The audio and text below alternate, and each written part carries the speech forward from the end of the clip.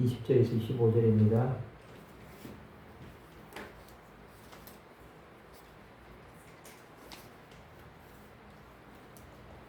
찾으시면 한 절씩 교도하도록 하겠습니다.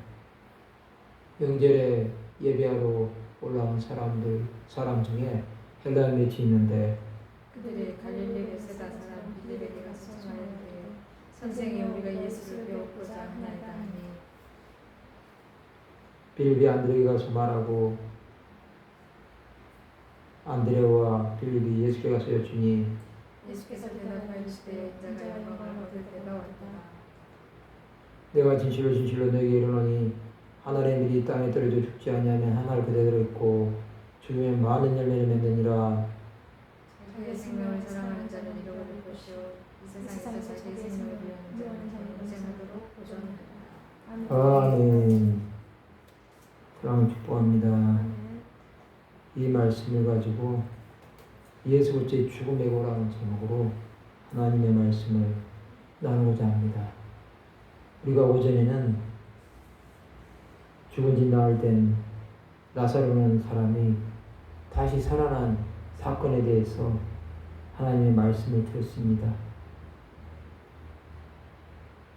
이 사건 이후에 이것을 본 사람들의 반응이 둘로 나눠집니다. 요한복음 11장 45절에 보면 마리아에게 와서 예수의 하신 일을 본 많은 유대인들은 저를 믿었다고 말합니다. 나사로를 살리신 기적을 목격한 많은 유대인들이 예수 그리스도를 믿었습니다. 그런데 46절에 보면 그중 어떤 자는 바리새인들에게 가서 예수의 하신 일을 고했다고 말하고 있습니다. 이것은 예수 그리스도의 하신 일을 한마디로 고발했다는 것입니다. 이것이 여러분 다시 예루살렘 공회를 소집하게 되는 계기가 되어버립니다. 그 상황을 통해서 예수 그리스도는 이제 죽음으로 몰리게 되는 사건이 오늘 본문에 나와 있는 말씀입니다. 그 앞부분에 보면 요한복음 12장 9절에서 11절에 보면 이런 말씀이 나옵니다. 유대인의 큰 무리가 예수께서 여기 계신 줄 알고 오니 이는 예수만 보기 위함이 아니요 죽은 자 가운데서 살리신 나사로도 보려 함이로라. 대제사장들이 나사로까지 죽이려고 모여하니 나사로 때문에 많은 유대인이 가서 예수를 믿음이라 말씀하고 있습니다. 이제 나사로까지 죽이려고 하고 있습니다. 나사로 때문에 많은 유대인들이 예수를 믿는 것을 원하지 않았다는 것입니다. 여러분, 예수 그리스도는 하나님의 일을 감당하셨음에도 불구하고 이제는 죽음으로 가실 수밖에 없는 그러한 일이 벌어집니다. 그 이후에 예수께서 예루살렘으로 가십니다. 종려나무 가지를 가지고 무리들이 호산나 찬송하면서 오고 있습니다. 이들은 예수 그리스도께서 나사로를 살린 것을 보았습니다. 그것을 보면서 이제 자신들을 구원할 메시아가 오셨다고 생각했을 것입니다. 그들은 이스라엘의 회복만 기다린 자들이었습니다.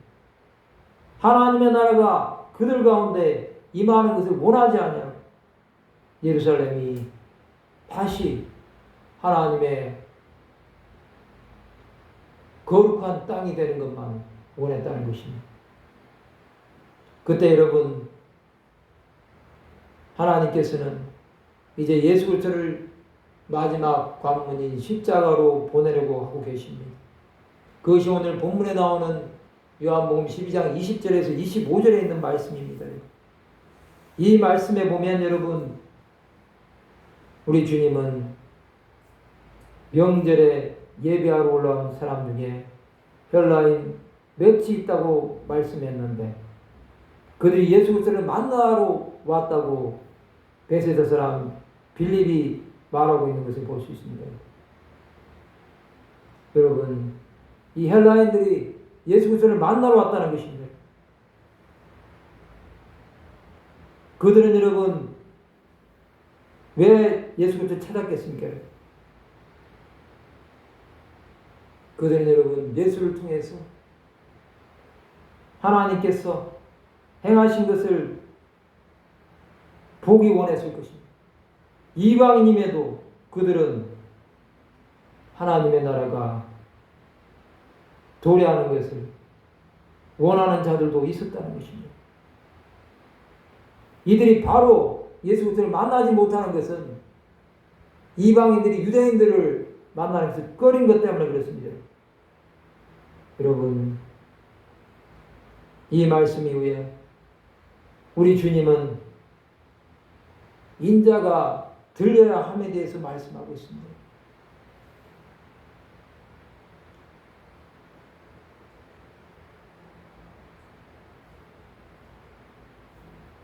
(23절에) 보면 예수께서 대답하여 이르시되 인자가 영광을 얻을 때가 왔도다 말씀하고 있습니다.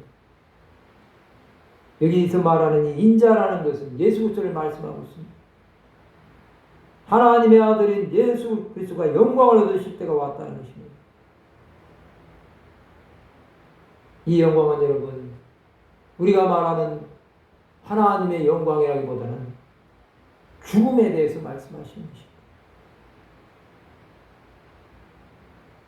여러분 영광과 죽음이 어떻게 비교될 수 있겠습니까? 그러나 여러분 예수 그리스도는 죽지 않으면 영광을 얻으실 수가 없다는 것입니다. 여러분.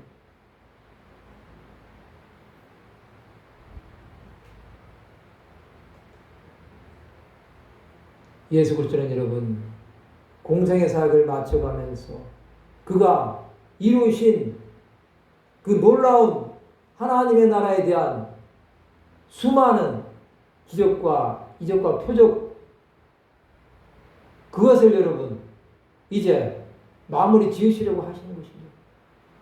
그것은 여러분 십자가에서 죽지 않으면 도저히 해결될 수 없는 문제라는 것입니다.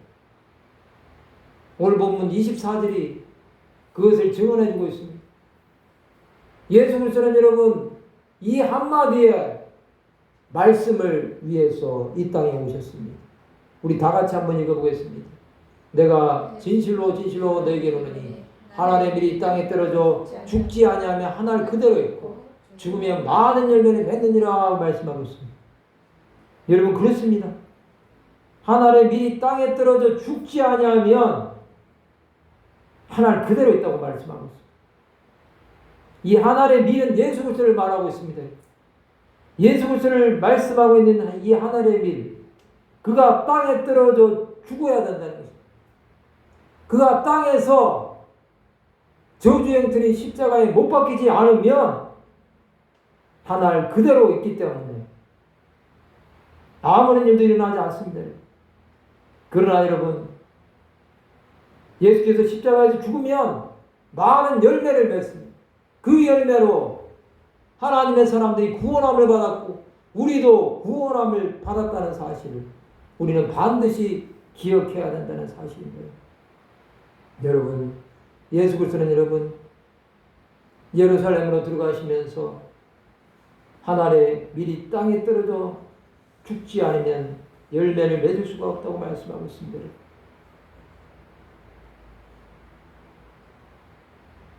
죽기 위해서 오셨다. 여러분, 예수 그리스도는 죽어야 영광을 받습니다. 죽지 않으면 아무런 열매를 거둘 수가 없다는 것입니다. 영광의 길은 여러분 죽음에서 시작합니다. 고난이 없는 영광은 없습니다, 여러분. 그러나 수많은 사람들이 여러분 이 고난을 생각하지 않습니다. 예수께서 이루신 이 구원의 역사를 단순히 십자가에서 죽으심으로 이루셨다는 것, 그걸로만 생각한다고 한다면 여러분 우리는 굉장히 오해하고 있는 것입니다. 십자가에서의 그 구원을 이루시기 위해서 3년 만에 그 공생의 사역 동안 예수께서 흘리셨던 그 눈물과 또한 영혼들을 사랑하는 그 마음을 알지 못하고 단순히 십자가만 바라고 그 저주행터인 그 십자가가 우리에게 주는 그 의미를 모른다고 한다면 여러분, 우리는 십자가를 잘못하면 무상시할 수 있습니다. 예수께서 십자가에서 달리셨기 때문에 그 십자가가 의미가 있는 것입니다. 십자가에 달리시지 않았다고 한다면 여러분, 그것은 사형수와 닿는 상태에 불과할 뿐입니다. 여러분. 그 저주가 여러분 축복으로 바뀌었다는 것입니다. 그것이 이룬 결과는 무엇입니까? 여러분? 25절에 보면 자기의 생명을 사랑하는 자는 잃어버릴 것이오 라고 말씀하고 있습니다. 그렇습니다. 여러분, 자기의 생명을 사랑하면 여러분 그 생명은 잃을 수밖에 없습니다. 죽어지지 않는다고 한다면 우리는 잃어버릴 수밖에 없습니다. 우리는 모든 것 다 내려놔야 됩니다. 내려놓지 않고 내 생각대로 내 주장대로 한다고 한다면 여러분 우리는 아무것도 할 수 없습니다. 또 이 세상에서 자기의 생명을 미워하는 자는 영생하도록 보존하리라고 말씀하고 있습니다. 여러분, 예수께서 미랄이 되셔서 희생하신 것, 우리는 그것을 바라보아야 됩니다. 단순히 희생이 아니라 생명을 주셨다는 것입니다. 이 생명을 주셨기 때문에 여러분, 우리는 영생하도록 보존하는 그러한 은혜가 있어야 된다는 것입니다. 여러분, 우리는 여러분 이 땅에서 정말로 무엇을 생각합니까?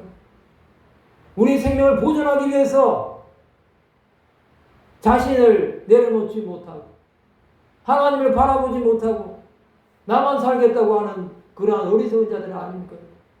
우리는 여러분 예수 그리스도를 바라봐야 됩니다. 예수께서 흘리신 그 보혈의 능력이 우리를 여러분 죄 가운데서 구원하셨다는 것입니다. 우리 생명을 미워하는 것은 여러분 하나님 나라를 위해서 박해받고 고난받는 것을 다 감당한다는 것입니다.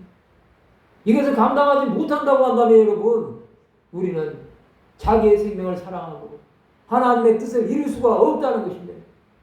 여러분 우리는 분명하게 알아야 됩니다. 예수께서 이루신 이 하늘에 밀이 되지 않으면 생명을 얻지 못한다는 이 교훈, 이것은 여러분 우리 주님 다시 오실 때까지 계속해서 전해져야 될 말씀입니다. 이 하늘에 밀이 되셔서 수많은 사람에게 생명을 주신 이 사건, 이것은 여러분 나사로를 살리신 이 사건 이후의 말씀이지만 이제는 인자가 들려야 함으로 이루신 이 구원의 역사가 온 땅과 온 열방 가운데 전파된다는 사실, 우리는 이것을 위해서 부르심을 받았습니다. 이것 때문에 우리가 하나님의 나라를 바라보면서 믿음의 길을 갈 수 있다는 것입니다.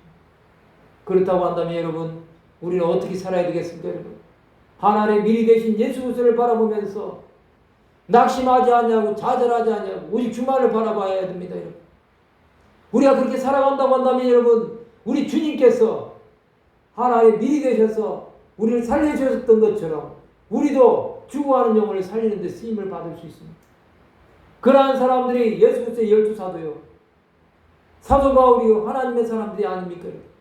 믿음의 선진들은 그러한 길을 갔습니다. 자기의 생명을 미워함으로 영생하도록 보존되는 그러한 은혜를 입었습니다. 여러분 우리의 이름은 생명책에 있습니다. 그렇기 때문에 우리의 이름이 있다는 것을 기억하면서 우리는 하나님 나라를 위해서 우리의 삶을 온전히 헌신해야 되겠습니다. 나만 살겠다고 죽어가는 영혼들 버려버린다고 한다면 그것은 여러분 그 영혼을 실족하게 하는 것입니다. 우리는 그렇게 할 수 없습니다. 여러분 그렇지만 여러분 믿지 않는 자들을 위해서라도 우리는 여러분 그들에게 예수 그리스도를 보여줄 수 있어야 됩니다. 우리가 예수 그리스도를 보여주지 못한다고 한다면 여러분 세상은 우리가 하는 행위를 종교적인 행위로밖에 생각하지 않을 것입니다. 이 21세기에 종교라는 그러한 것을 믿고 아직도 신을 믿는다고 그렇게 비아냥거릴 수도 있을 것입니다. 우리는 여러분 불신자들에게 그러한 비웃음거리가 되지 말아야 되겠습니다.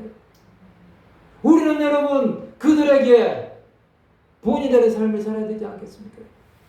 그들이 아무리 여러분 우리를 대적한다고 할지라도 그들을 사랑하는 마음을 가져야 되지 않겠습니까? 예수께서는 여러분 바리새인과 서기관들조차도 그들에게 화를 선포는 하셨지만 그 중심에는 여러분 그들도 회개하고 돌아오면